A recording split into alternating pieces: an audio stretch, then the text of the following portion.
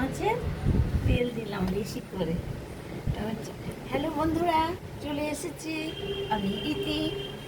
আজকে মেনু নিয়ে দেখো বন্ধুরা, প্রথমে বলছি আমার রান্না হয়ে গেছিলো শাপলা ভাজা, রুই মাছের তেল চচ্চড়ি, রুই মাছের ঝোল আলু বড়ি দিয়ে, আর হচ্ছে ডাল করেছিলাম। এই হচ্ছে আজকের মেনু।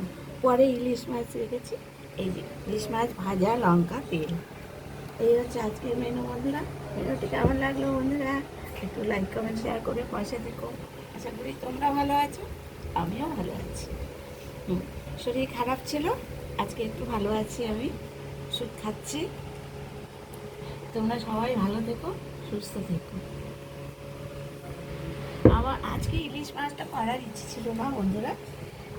আমার মা বলতেন সবসময় যে কোনো জিনিস আনলে একটু হলেও খেয়ে দেখতে হয় মাছ।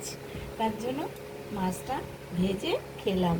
কারণ মা নেই যদিও বা, কিন্তু মার কথা অক্ষরে অক্ষরে আমি পালন করি, আর মাকে খুব মিস করি। আমার মা আমাকে খুব ভালোবাসতেন, মায়ের আশীর্বাদে আমি চলছি। Tata, bye bye.